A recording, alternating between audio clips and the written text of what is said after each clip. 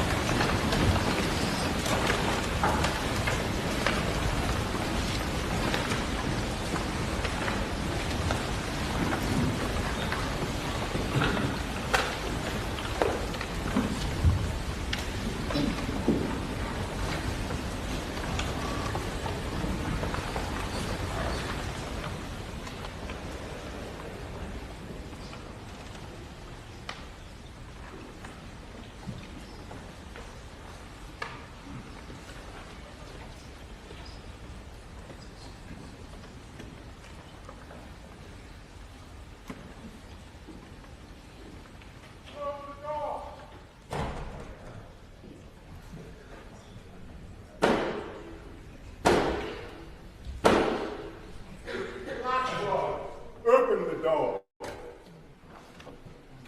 Blackrod!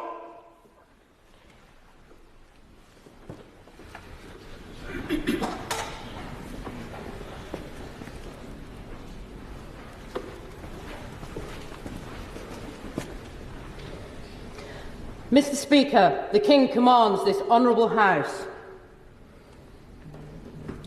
to attend His Majesty immediately in the House of Peers.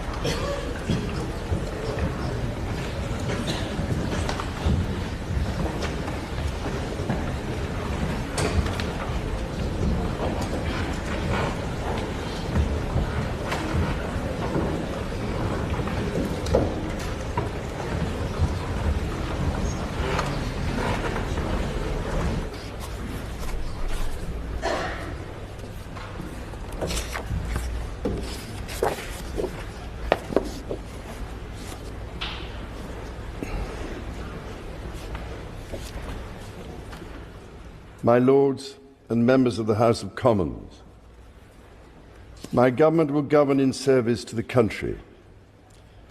My government's legislative programme will be mission-led and based upon the principles of security, fairness and opportunity for all. Stability will be the cornerstone of my government's economic policy, and every decision will be consistent with its fiscal rules. It will legislate to ensure that all significant tax and spending changes are subject to an independent assessment by the Office for Budget Responsibility. Bills will be brought forward to strengthen audit and corporate governance alongside pension investment.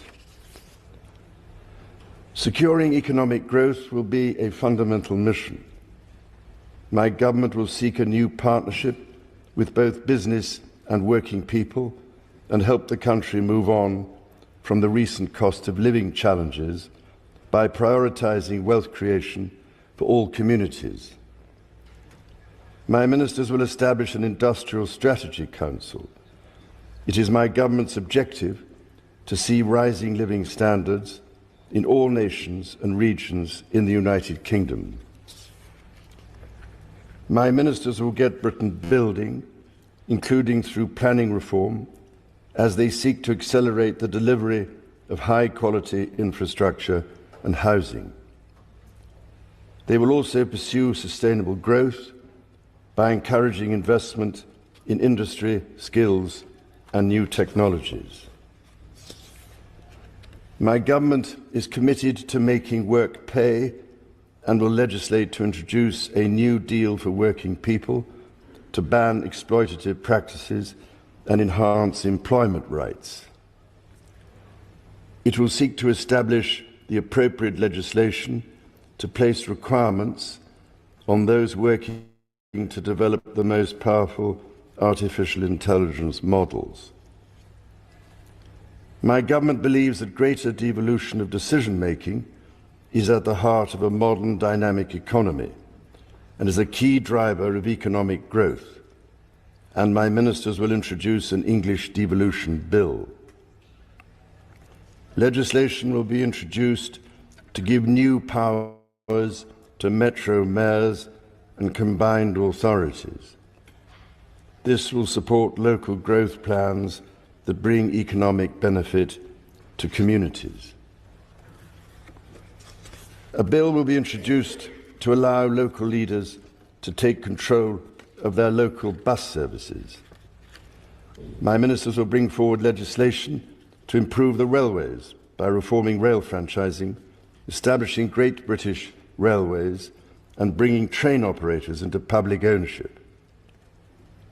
Taken together, these policies will enhance Britain's position as a leading industrial nation and enable the country to take advantage of new opportunities that can promote growth and wealth creation. My government recognises the urgency of the global climate challenge and the new job opportunities that can come from leading the development of the technologies of the future. It is committed to a clean energy transition which will lower energy bills for consumers over time. A bill will be introduced to set up Great British Energy, a publicly owned clean power company headquartered in Scotland, which will help accelerate investment in renewable energy such as offshore wind. Legislation will be brought forward to help the country achieve energy independence and unlock investment in energy infrastructure. A bill will be introduced to support sustainable aviation fuel production. My government recognises the need to improve water quality, and a bill will be introduced to strengthen the powers of the water regulator. My government will seek to strengthen the border and make streets safer. A bill will be introduced to modernise the asylum and immigration system, establishing a new border security command and delivering enhanced counter-terror powers to tackle organised immigration crime. Legislation will be brought forward to strengthen community policing, give the police greater powers to deal with antisocial behaviour, and strengthen support for victims. Measures will be introduced to improve the safety and security of public venues and help keep the British public safe from terrorism. My government will bring forward plans to halve violence against women and girls. My ministers will seek to raise educational standards and break down barriers to opportunity. Action will be taken to get people back in employment following the impact of the pandemic. A bill will be introduced to raise standards in education and promote children's well-being. Measures will be brought forward to remove the exemption from value-added tax for private school fees, which will enable the funding of 6,500 new teachers. My government will establish Skills England, which will have a new partnership with employers at its heart, and my ministers will reform the apprenticeship levy. Legislation will be introduced to give greater rights and protections to people renting their homes, including ending no-fault evictions and reforming grounds for possession. Draft legislation will be published on leasehold and commonhold reform. A bill will be introduced to establish an independent football regulator to ensure greater sustainability in the game and strengthen protections for fans. My government will improve the National Health Service as a service for all, providing care on the basis of need, regardless of the ability to pay. It will seek to reduce the waiting times, focus on prevention, and improve mental health provision for young people. It will ensure mental health is given the same attention and focus as physical health. My ministers will legislate to modernise the Mental Health Act so it is fit for the 21st century. A bill will be introduced to progressively increase the age at which people can buy cigarettes and impose limits on the sale and marketing of vapes. My ministers will also legislate to restrict advertising of junk food to children, along with the sale of high caffeine energy drinks to children. A draft bill will be brought forward to ban conversion practices. My government will take steps to help rebuild trust and foster respect. Legislation will be brought forward to introduce a duty of candour for public servants. A bill will be introduced to establish a statutory Armed Forces Commissioner to act as a strong, independent champion for our gallant armed forces and their families.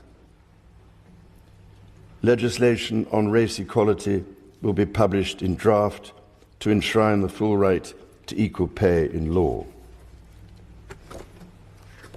My government will strengthen its work with the devolved governments in Scotland, Wales and Northern Ireland so that the best outcomes possible are delivered for citizens across the United Kingdom. My ministers will establish a new Council of the Nations and Regions to renew opportunities for the Prime Minister, heads of devolved governments and mayors of combined authorities to collaborate with each other. My government will continue to support the political institutions and devolved government in Northern Ireland.